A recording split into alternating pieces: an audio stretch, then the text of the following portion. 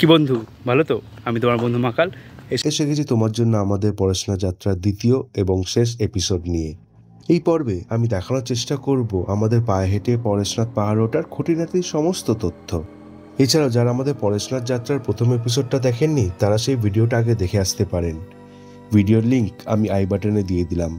তাহলে বেশি দেরি না করে চলুন শুরু করা যাক আজকের যাত্রা।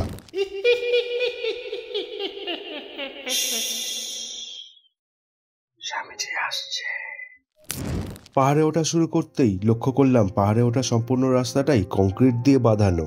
মাঝখানে রয়েছে যাত্রীদের জন্য প্রচুর বসার জায়গা এবং রোদ্দুর ও বৃষ্টির হাত থেকে বাঁচার জন্য ফাইবারের সব ছাউনি।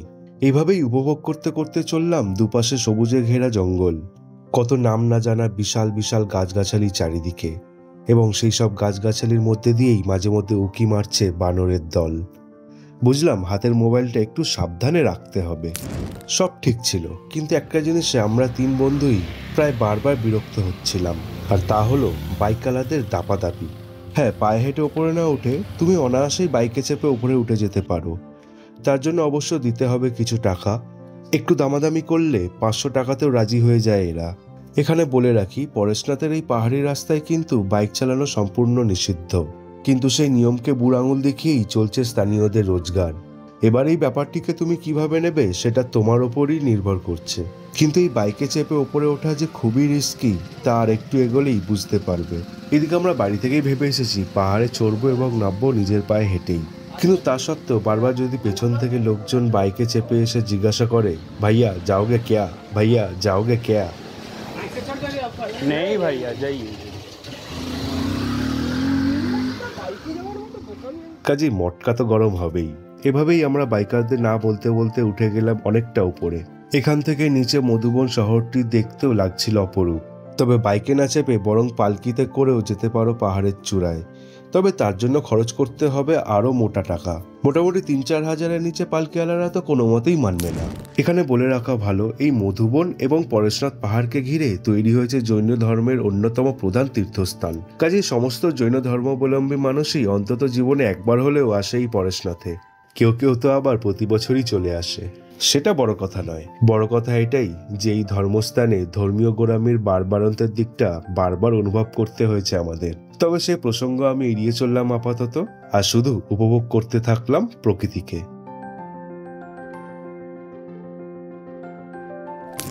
2-3 কিলোমিটার উপরে উঠতেই নজরে এলো শ্বেত পাথরে মোড়া এক বিশাল মন্দির।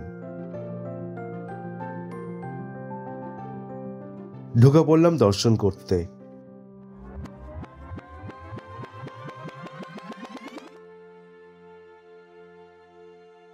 লক্ষ্য করলাম মন্দিরের ভেতরে বিরাজ করছেন স্বয়ং গৌতম বুদ্ধ।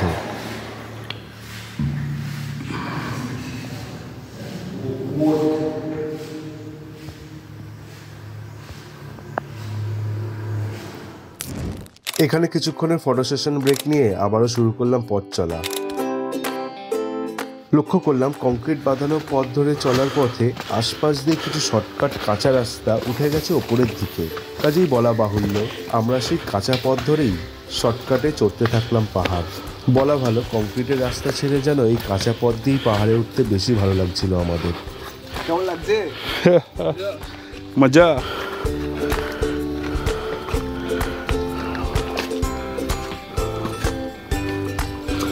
তবে বৃষ্টি হলে এই কাঁচা পথ এড়িয়ে চলাই শ্রেয় বলে আমার মনে হয়।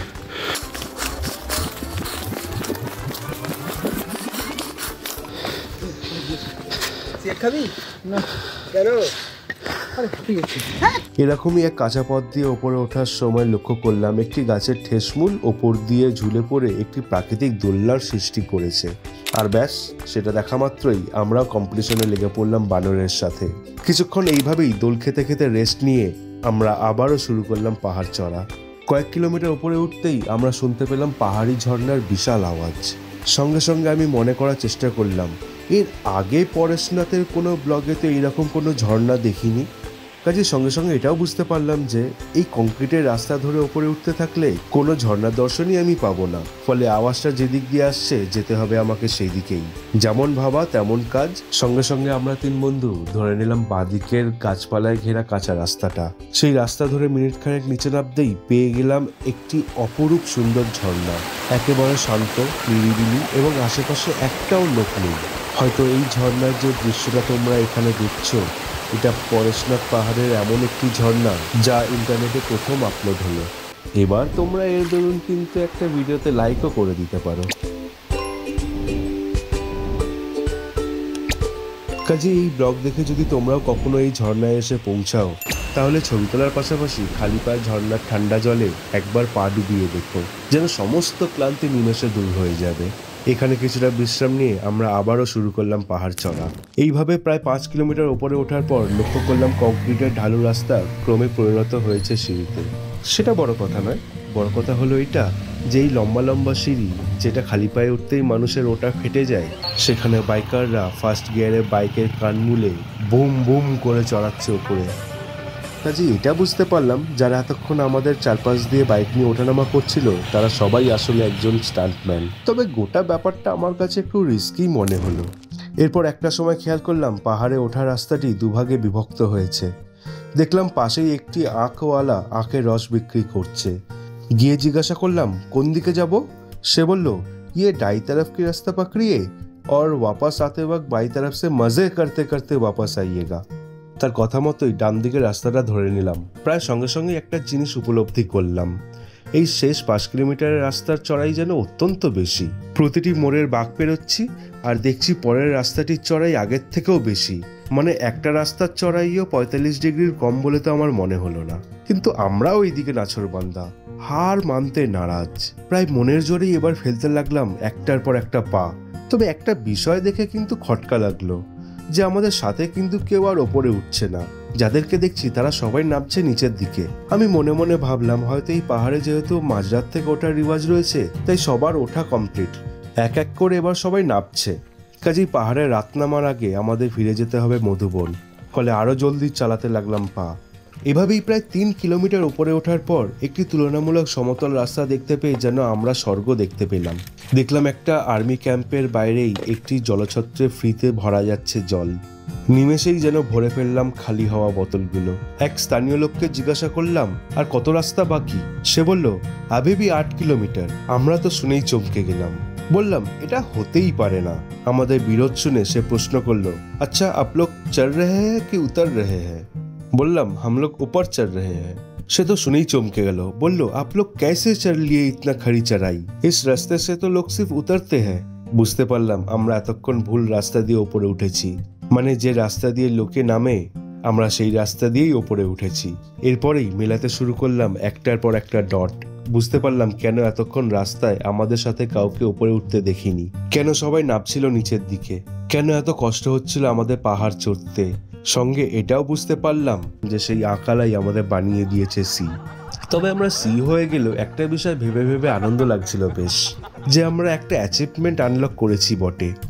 এবার তো চেষ্টা করলে আমরা এভারেস্ট বেস ক্যাম্পেও পায়ে হেঁটে চলে যেতে পারি। কন্ট্রোল মাকাল কন্ট্রোল। যাই হোক, মনকে আবারও কাবু করে শুরু করলাম বাকি 2 কিলোমিটার পথ চলা। বুঝতে পারলাম এবার রাস্তার চড়াই ততটাও বেশি নেই, পাশাপাশি আশেপাশে সৌন্দর্যও বেড়েছে কয়েক গুণ। পাহাড় থেকে নিচের দিকে তাকালে যেন দেখা যাচ্ছে সমস্ত ঝাড়খণ্ড রাজ্যটা, ওপরের দিকে তাকালে দেখা যাচ্ছে পরেশনাথ মন্দিরের চূড়া, আর সোজাসুজি তাকালে বোঝা যাচ্ছে আমরা মেঘের মধ্যে দিয়ে হেঁটে চলেছি। এইভাবে ক্রমাগত হাঁটছি বলে বোঝা যাচ্ছে না, কিন্তু 2 মিনিট দাঁড়ালেই বোঝা যাচ্ছে যে ঠান্ডা কাকে বলে। আসলে পাহাড়ের এত উপরে উঠে আসার ফলে তাপমাত্রা অনেকটা কমে গেছে, কিন্তু ক্রমাগত হাঁটার ফলে শারীরিক গরমের ফলে এতক্ষণ আমরা সেটা বুঝতেই পারিনি। কিছুক্ষণ পরেই আমরা পৌঁছে গেলাম মন্দিরের প্রধান সিঁড়িতে। বুঝতে পারলাম আরও কম করে 400টা সিঁড়ি তো উঠতেই হবে মন্দির পর্যন্ত পৌঁছাতে গেলে। তবে চূড়ার এত কাছে এসে এই সত্যটা জানার পর আমাদের মনোবল ভাঙার বদলে যেন আরও কয়েক গুণ বেড়ে গেল। প্রায় সকাল 8টা দিয়ে যাত্রা শুরু করে দুপুর 2টো বেজে গেল আমাদের মন্দির শিখরে পা রাখতে রাখতে। আর মন্দিরে গিয়ে কি দেখলাম তা তোমরাই দেখে নাও নিজের চোখে।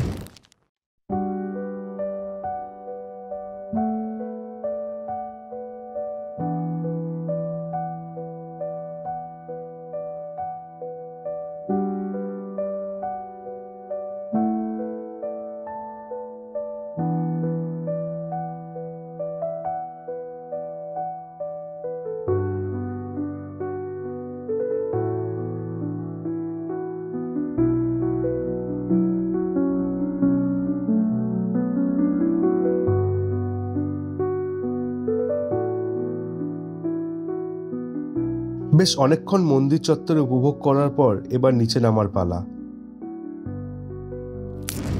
মন্দির থেকে কিছুটা নিচে নেমে এসে একটি দোকানে ঢুকলাম কিছু পেটে দেওয়ার জন্য। ভাবা যায় সেই সাত সকালে 4টে কচুরি আর একটা জিলাপি খেয়ে ঝাড়খণ্ডের উচ্চতম শৃঙ্গ জয় করে ফেললাম। আমিষ তো কিছুই নেই এখানেও, খেতে হবে নিরামিষই। তাই 3 বন্ধু একটা করে ভুট্টা আর পেট ভর্তি আলুর পাকোড়া খেয়ে শুরু করলাম নিচে নামার যাত্রা। যে রাস্তা দিয়ে এসেছি সেই রাস্তা দিয়ে নিচে নামতে পারতাম, কিন্তু সেটা না করে আমরা ধরে নিলাম সেই আঁকওয়ালার বলে দেওয়া বাদিকের রাস্তাটাই। লক্ষ্য করলাম এই রাস্তায় রয়েছে প্রচুর সিঁড়ি, যা পাহাড়ে ওঠার জন্য খুবই উপযুক্ত। কিন্তু সেই সিঁড়ি দিয়েই আমরা নামতে থাকলাম নিচের দিকে। হ্যাঁ, মজা করতে করতে। ইচ্ছা ছিল এবার দেখব জলমন্দির, কিন্তু রাস্তায় নেমে দেখতে পেলাম জলমন্দির যেতে গেলে যে রাস্তা দিয়ে নিচে নামতে হবে সেই রাস্তা দিয়ে আবার উপরে উঠতে হবে অনেকটা পথ, কারণ জলমন্দির দিয়ে ডাইরেক্ট মধুবন যাওয়ার কোনো রাস্তা নেই। কাজেই ইচ্ছা থাকলেও নিজেকে সংযত করে এড়িয়ে চললাম সেই রাস্তা। এবার সোজা মধুবন, কোথাও দাঁড়াবো না। তবে এতক্ষণ উপরে ওঠার পর নিচে নামার জন্য যখনই যাত্রা শুরু করলাম তখন বুঝতে পারলাম পায়ে আর কোনো যান বাকি নেই। নামছি শুধু মনের জোরে, আস্তে আস্তে এক পা করে। একটা সময় পৌঁছে গেলাম সেই 3 মাথার মোড়ে, যেখানে আঁকওয়ালা আমাদের দিশা নির্দেশ করেছিল। লক্ষ্য করলাম সেই আঁকওয়ালার গাড়িটা তো রয়েছে, কিন্তু আশেপাশে কোথাও তাকে দেখতে পাচ্ছি না। ভালোই হয়েছে দেখতে পাইনি, দেখতে পেলে যে ওর কি হাল করতাম কে জানে। ভেবেছিলাম আলো থাকতে থাকতেই আমরা হয়তো মধুবন ফেরত যেতে পারবো, কিন্তু না। শেষ আধা ঘন্টা আমাদের অন্ধকারেই হাঁটতে হয়েছে পাহাড়ি রাস্তা দিয়ে। লজে গিয়ে যখন আবার পৌঁছালাম তখন ঘড়িতে বেজে গেছে প্রায় 7টা। সেই রাতে কোনো মতে খেয়ে দিয়ে বিশ্রাম নিয়ে পরের দিন সকালে অর্থাৎ সোমবার 30 সেপ্টেম্বর প্রায় 8টার সময় হোটেলে চেক আউট করে বেরিয়ে গেলাম স্টেশনের উদ্দেশ্যে। সকাল 10টার সময় পড়াশোনা স্টেশন থেকে শিয়ালদাগামী এক্সপ্রেস ট্রেনটি ধরে বিকেলের মধ্যে পৌঁছে গেলাম কলকাতা। এই ট্রেনটি জেনারেল কামরার ভাড়া ছিল প্রতিজন 140 টাকা করে। ভালো লাগলে ভিডিওটিকে লাইক করে দিও, কোনো ভুল ত্রুটি হলে ক্ষমা করে দিও। এছাড়াও মনে যদি কোনো প্রশ্ন কিংবা উপদেশ দেওয়ার থাকে তাহলে কমেন্ট করে জানাও আমাদের। তবে যাওয়ার আগে চ্যানেলটি সাবস্ক্রাইব করে বেল আইকনটি প্রেস করতে ভুলো না, কিন্তু দেখো কেউ যেন টের না পায়।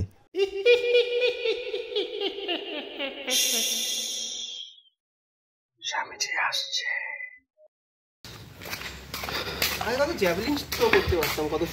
হ্যাঁ হ্যাঁ, নীরাজ চোপড়াকে তো হারিয়ে দিতিস ছোটবেলায় নীরাজ চোপড়াকে লাঠি ধরাতে তুই শিখিয়েছিস। হ্যাঁ, আমি মেয়ে ছাড়া লাঠি ধরা শেখাইনি। আচ্ছা, তাহলে বাদ দিলাম। ইস, ভাবতো এই কথাগুলো যদি ছেড়ে দিই, ছেড়ে দিলে তো লিকার হয়ে যাবে ইন্টারনেট লিকুইড হয়ে যাবে। পাহাড়ি পাশা বাবা, চ্যাপ্টার অফ চ্যাপ্টার মনে পড়ে।